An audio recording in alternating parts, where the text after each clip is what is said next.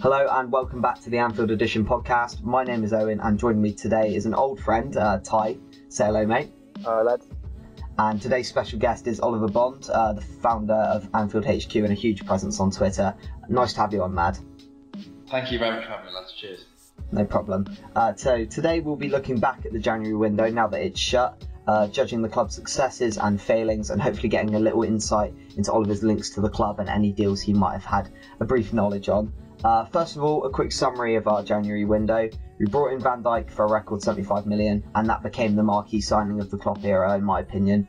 Meanwhile, Coutinho joined Barcelona for 142 million, while many players left on loan, including Daniel Sturridge to West Brom, Ryan Kent to Bristol City, Lazar Markovic to Anderlecht, Ovie Ejaria to Sunderland, Gurich to Cardiff, Harry Wilson to Hull City, John Flanagan to Bolton, and lastly, Lloyd Jones to Luton. What were your thoughts on the window overall, Oliver? Did we do decent business this January, or was it a more of an Arsenal window, might we say? It was a mixed window, I think. Obviously, the signing of Virgil van Dijk at the start of January was massive for Liverpool and massive for Klopp. Obviously, Van Dijk had been Klopp's preferred defensive target for well over a year, and to finally get him sort of. It was a historic moment for the club, and there was a lot of money spent on him, and he was a world record fee for a defender. And then Liverpool sort of typically really go and sell their best player halfway through a season. At the end of the day, I think there's a lot of rumours floating around Twitter that FSG were the ones that were pulling the strings on that. But at the end, Klopp's the one that sanctioned that one. I don't know how many people sort of believe that FSG are sort of the ones pulling the strings, but every decision that's been made on that was Jurgen Klopp.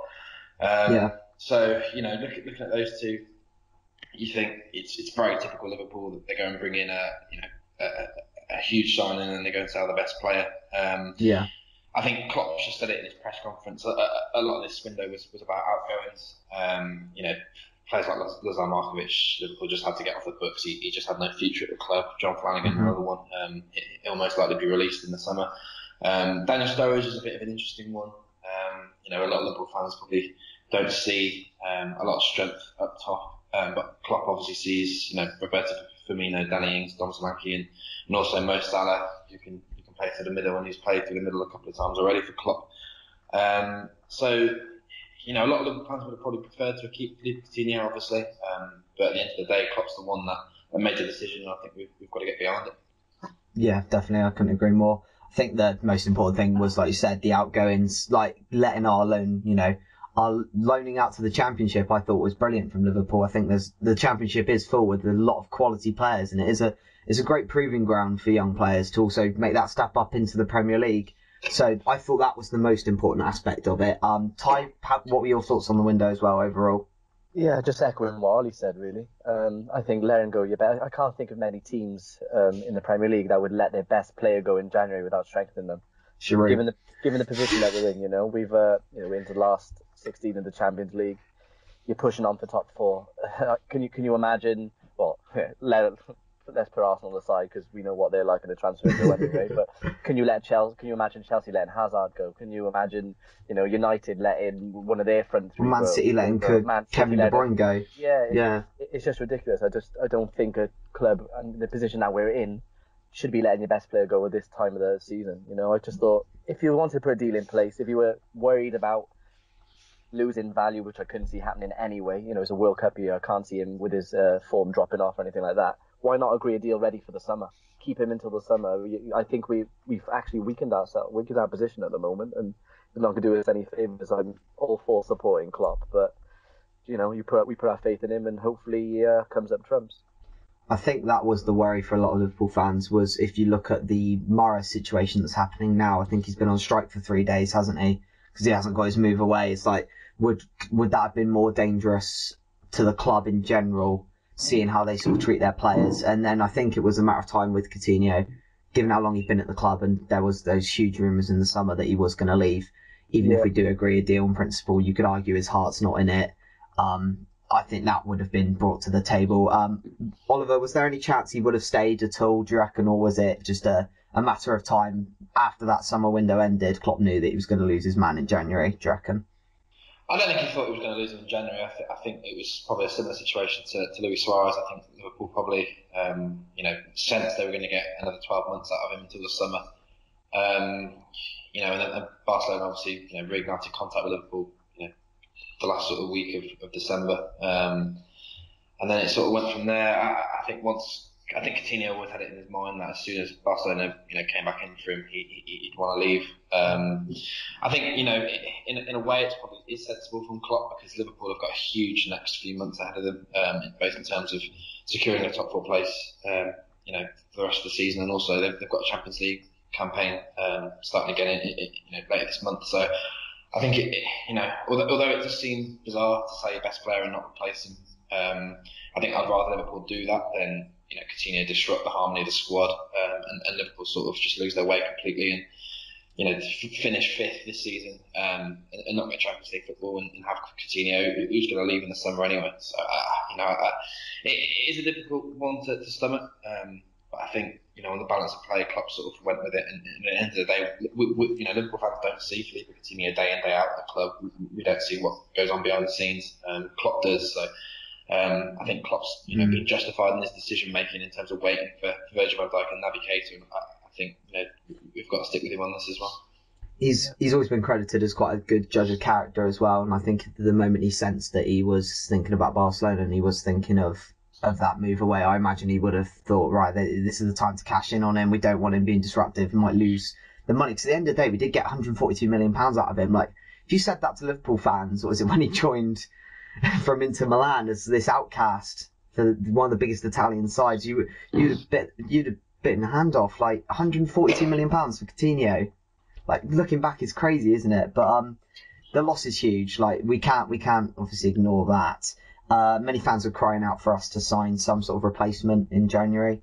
We tried to bring Keita in early. Morris was linked as well, given his sort of outburst and his strike. Thomas Lemar resurfaced as well. Ty, in your opinion, do you think we needed to bring someone in January? Or as the squad with Lallana, I know he's obviously picked up an injury now, but and Oxlade-Chamberlain as well. Is that enough to cope with the loss? Like, have we got enough versatility almost within midfield and attack that we can interchange? There is plenty of versatility in it. We were all seeing now, like Oxlade-Chamberlain can play out wide, and of course Klopp is trying to groom him into that centre midfielder, attacking midfielder he wants to be. Lallana, we know, can play all over the pitch. The only thing that we haven't experimented with, which I would have liked to have seen if we did bring in like the likes of Lemar, was kind of dropping Firmino in a little bit deeper. I think he links up so well with our midfield. He drops it in, but if we did, and we've Al's just said as well, like Salah's played through the middle, so there's lots of versatility there. My worry is, and it's already happened, Lallana's become injured again now. So if that drags on, and then if one more injury, then you're looking at relying on Ings and Solanke to come in and make an impact. And I just think the pressure on them is huge, given that we're looking to push for top 4 and a run in the Champions League as well. I just think that it creates enormous pressure. Without bringing anyone in right now, we're one more injury away from being on the bones of our arse, I think. Yeah. Ollie, what do you think? With Oxlade-Chamberlain as well, and like what I found really impressive there was, like, Ty, what you said about dropping maybe Firmino in, like what that might do for how Liverpool play, like the way obviously we press.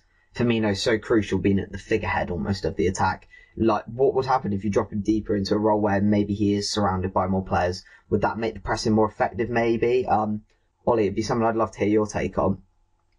In terms of dropping Oxlade-Chamberlain back into, like, if you either had like Chamberlain in as like a sort of an attacking midfielder, or Firmino even, dropping them in and making them, because both players are very similar in their work rate and their ethic, aren't they? And really getting at the opposition and pressing. Do you think that's something Klopp might instill? Is like with Coutinho, it wasn't always about his pressing.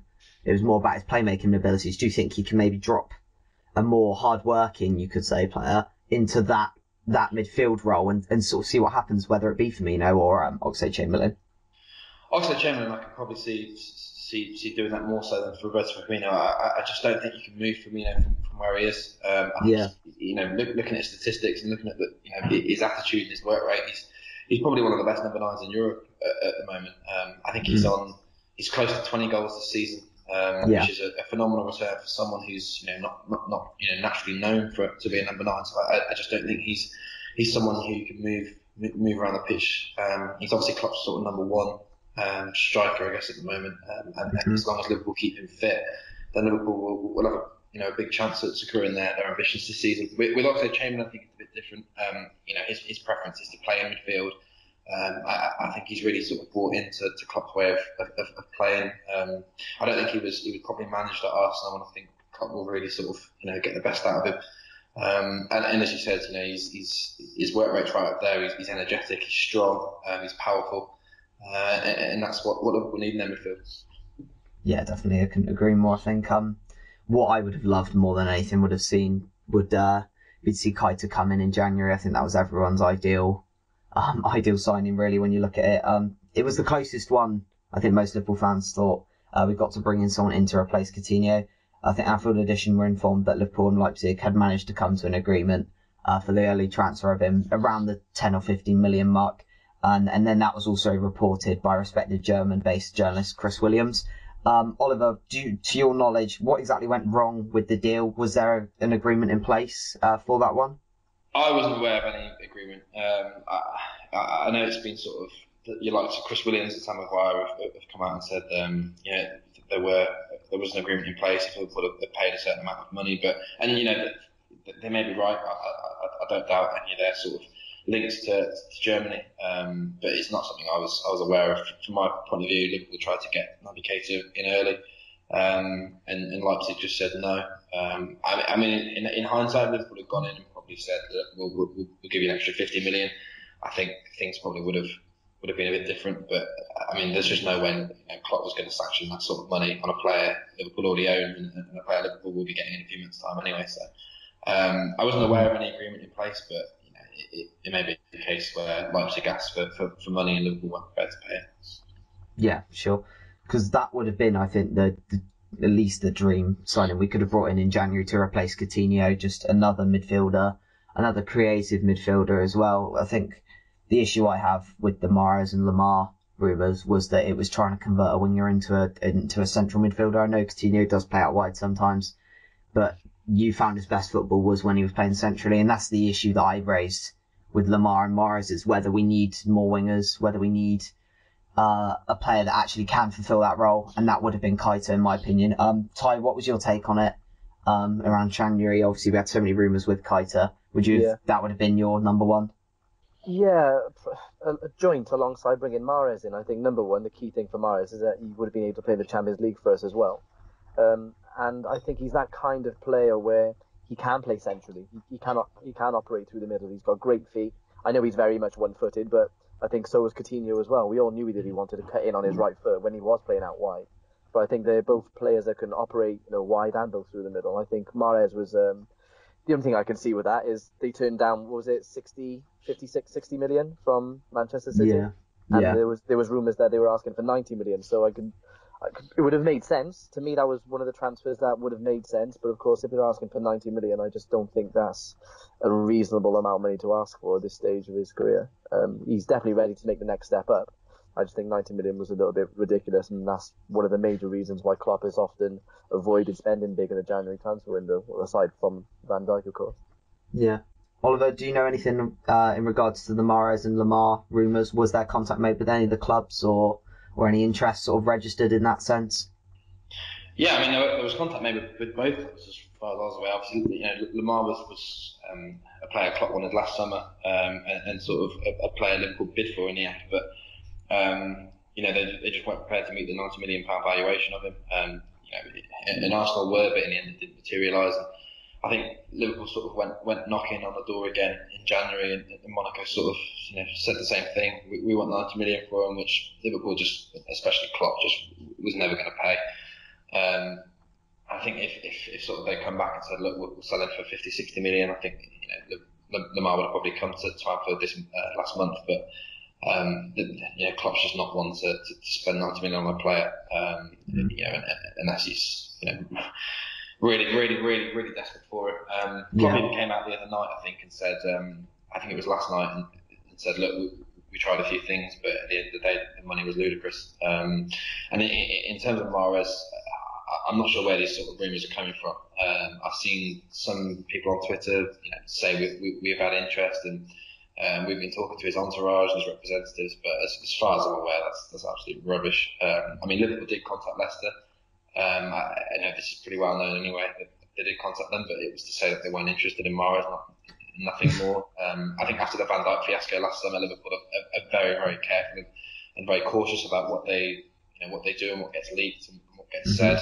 And I just think, obviously, Mahrez's representatives were really pushing for a move, linking in with all sorts, probably leaking stories, feeding media outlets, especially back,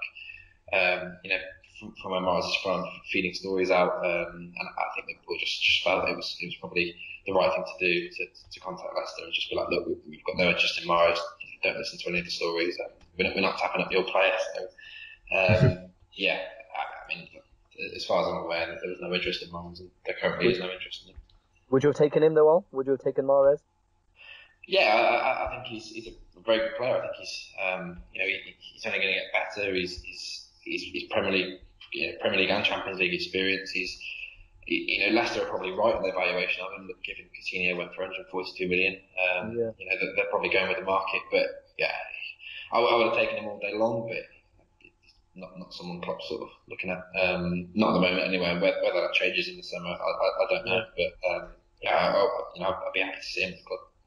Do you think that's down to his attitude? That's what I was going to say. Do you think that might be a big factor in Klopp's decision there? I'm not sure really. I think he won't have liked what you've seen in the last few days. Obviously, not turning up for training. If Mahrez had been in Coutinho's position last summer, I just don't think there's any way in hell Klopp would have sort of stood by and let him miss 3 days of training. So I don't know. I do feel for Mahrez because obviously this is the fourth transfer window. He's been told by Leicester he can leave, and if the right bid comes in, and they're obviously in negotiations with Manchester City all the deadline day. And I think it came out yesterday. The player City were offering was Patrick Roberts, or the player Leicester wanted was Roberts, and Man City didn't want to sell him. So obviously, there was compromise there. I do feel for him, but at the end of the day, you've got to respect that you've got a contract with your parent club, and the window's closed. He's not going to move anywhere to the summer, so turning up for training or not turning up for training is not going to help anyone really. Yeah.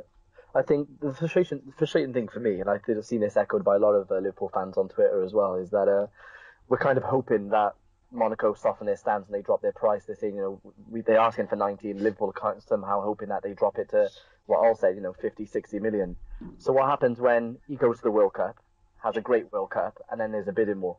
If we're not willing to pay 90 million now and he has a brilliant World Cup, then they're going to be asking for £100 million plus. And I think that's where a lot of Liverpool fans are coming from. They're saying, well, if they're not willing to spend that kind of cash now, of course, it could go the other way. You might have a terrible World Cup, but we're always leaving it for that what if. And I just think you've seen the likes of Man City and Manchester United and even Arsenal now. They've lost their best player, but they've replaced him with Mkhitaryan and Aubameyang. And it just seems like Liverpool is standing still, and they're kind of taking a chance on things falling their way in the summer. Yeah, exactly. I see what you mean, Ty. I think we sort of saw it with Lemar before, didn't we? Do you remember? I think we registered an interest in a January window before potentially, and I think he played a friendly the same night and then scored like two absolutely amazing goals against Germany. I think we were recording a podcast at the time, if you remember, Ty. Yeah, and we thought, well, that's an extra 10 million on his price. But obviously that's a huge factor in transfers. But I think by the sounds of it, from what you've said, Oliver, it is going to be a long-standing interest in Lemar. And it might be a chance that we do re-enter in the summer, regardless of his World Cup performance. Do you think that could happen, Oliver? Yeah, I think a lot of Liverpool business will be done pretty early this summer. I think obviously, a World Cup is a nightmare time to try and be doing business and try and get deals done. Lamar's going to be with France. It's the same situation as Mahrez. Lemar could go and have a brilliant World Cup, and Monaco try and raise his price. I think Liverpool will revisit that one. He's still a target. I think Christian Pulisic as well is another one Klopp's very, very keen on. But I think with obviously the World Cup this summer and the fact the window's shutting early, much earlier than usual, Klopp's one of these managers who loves to get his players in for a full pre-season. He's come out in his press conference today and said we won't see the best of Virgil van Dijk till after the summer, just because he would have had a full pre-season with the squad. And I think Klopp's very, very keen to get his players in early and integrated into the squad and get a full pre-season under the belt. So I think we'll see a lot of activity sort of late May, June. Late May, early June really. And obviously Klopp won't really want to be dragging this out until the latter stages of the World Cup, and obviously then once World Cup finishes, only a few days until deadline day. So I think Liverpool will see a lot of business done early this summer. It's crazy to think that, isn't it? We're going to be watching the World Cup and looking at these players thinking, are they going to be going there? Are they moving to different Premier League clubs? I think it's whether that's seen as like a hindrance or more exciting. I think it adds to it a bit, knowing that these players are sort of, it'll define the term shop window for a lot of players. You see like Musa Sissoko, don't it? Whenever he's on TV, he seems to play about 10% better. I think you watch that with the World Cup. I think you'll see a lot of players that really will sort of come out of their shell, and we could see some really good performances. Like you said, Ollie, with the window changing, he will want to get his business done as early as possible, won't he? Do you think that's more leaning towards we'll see like sort of pre-agreements like we did sort of with Van Dijk being announced on Boxing Day? We had Kaito announced sort of last summer. Do you reckon we'll see a few more of those maybe between now and the the summer? Do you reckon we might see some agreements outside of the window almost? Yeah, I mean it's certainly a possibility. Obviously, Van Dijk was those conversations. I think that deal was done on Christmas Eve with Southampton. It obviously didn't come out until later that week. But I think we'll see a keeper come in pretty early. I think getting a goalkeeper in and having a full pre-season or as much of a pre-season as possible, it's going to be massive for Liverpool and for Klopp. I think obviously Navigator's going to be coming in. He joins on the 1st of July, which is huge for the club as well. I don't think. Obviously, Klopp's going to go on holiday. The players are going to go on holiday in May, and Michael Edwards is going to have a lot of work to do. But I think obviously at the moment the focus is very much on what's ahead of Liverpool in terms of the Champions League and qualifying for Europe. But a lot of work will be going on behind the scenes to try and get deals just done as early as possible come the summer. Yeah, definitely. One, I think, loan deal that everyone was a bit on the fence about was Daniel Sturridge leaving for West Brom for the rest of the season. The Baggies will cover his £120,000 a week wages and pay a $2 million loan fee for his services. With Ings and Solanke as backup, a little bit short when it comes to attacking options, in your opinion, Ty? Yeah, I mean, the thing is with Sturridge, I think it's quite clear that Klopp doesn't trust him, just in terms of perhaps staying fit. For a long while, I think we've said this on a couple of podcasts, that he doesn't look like he can go into full flight anymore. I think he plays as if he's trying to look after his body. He seems to run at 70-80%. And the way we play, the intensity that Firmino, for example, on the other end of the scale, presses at, and he's very, very intelligent in his runs, I don't think Sturridge is capable of doing that. So, and I think it also comes down to, I think ideally, yes, you would like to have that extra cover with someone like Sturridge in there. We all know he's a brilliant finisher on his day, probably one of the best in the league when he's fully fit. But if he can't play to Klopp's style, and also come from a personal perspective as well, we know Sturridge wants to at least have an opportunity of making that World Cup squad. I think Sturridge probably asked to leave. That's what it would make sense, So I don't think Klopp probably would have wanted him to go just in case, because again, we've already said another injury. If Ings picks up another injury, or if one of our front three pick up an injury, Firmino, Salah, you're very threadbare then on the options we got up front. So I don't think he probably would have wanted to let Sturridge go just in case. But given it's a World Cup year, he's probably looked at it from a personal point of view as well, that Sturridge needs that opportunity to go and have that chance of playing in the World Cup. I thought he was good at the last World Cup as well, back in 2014. It feels like a while ago, and the Euros. I thought he's quite suited to tournament football. So it'd be nice to see. I think it'd be nice to see him in the squad. Obviously, Harry Kane's going to lead the line. We all know that. But moving sort of back to Liverpool, the worry does come with Solanke and Ings as backup, 100% for me. Solanke's yet to score a professional goal, at least for Liverpool in the first team. But he's showing promise. Like we have seen, he has come very close on multiple occasions to breaking that sort of duct. Danny Ings is prone to injury, like we said, and he hasn't scored a goal, Premier League goal at least, since the 4th of October 2015. Seems like an absolute age ago. But are they good enough to make a difference, do you reckon, Ollie? Do you think that we will have to, rely on them at some point? Because Firmino's fitness has been quite reliable, we found so far at least, but there's always one horror tackle away from that being changed. So what do you think, Ollie? Obviously, a lot of it does depend on Roberto Firmino's fitness, but there's going to be there's going to be a handful of games where Liverpool are either losing or they need a goal, and Klopp will turn to the likes of Danny Ings. Ings has just been included in the Champions League squad, so I think that says a lot. There will be times, Swansea's a good example the other night where Liverpool, Firmino's not in the game as much as he usually is, and Liverpool will need a goal. I think Liverpool fans are looking at it as, and fairly enough, to thinking, Firmino, Danny Ings, and Dominic Solanke. Solanke's never scored a Premier League goal. Ings has only just come back from, a long-term injury in terms of Premier League and first-team fitness, and Firmino's been burnt out before, and he's had to be rested. So I can see where Liverpool fans are coming from, but from Klopp's eyes, he even said it earlier. He can play Mohamed Salah up top. If need be, Sadio Mane can go up there. He's got Ings and Solanke. Obviously, Firmino's number one. So I just think for Daniel Sturridge, it was he did ask Liverpool. He told Liverpool he wanted to leave this window. He had a meeting with Klopp and said, "Look, I need game time. The World Cup's this summer. I want to get back into the England squad. I want to be playing on a regular basis." And West Brom probably made sense for him. He's not the player he was 3 years ago. It's unfortunate for him, but it is what it is. Liverpool fans will question that decision, but you've got to take into consideration Daniel Sturridge is fit at the moment. He's been fit for a while. He just hasn't been picked by Klopp, and I think from his point of view, he still wants to get into the Gareth Southgate's World Cup squad, and I think he obviously wants to give himself the best chance to do that.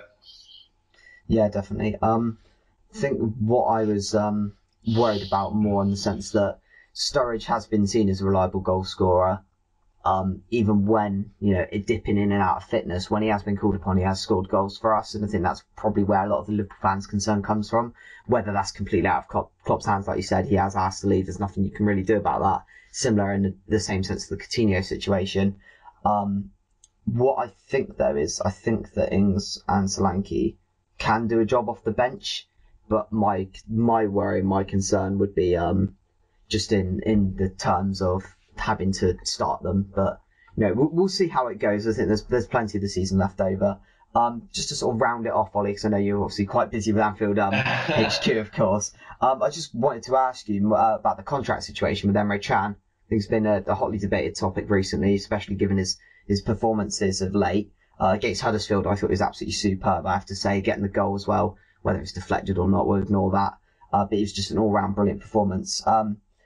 What do so from your point of view and your insight, do you think that he will, let this contract run out, or do you think we will see him sign a new deal before the end of the season?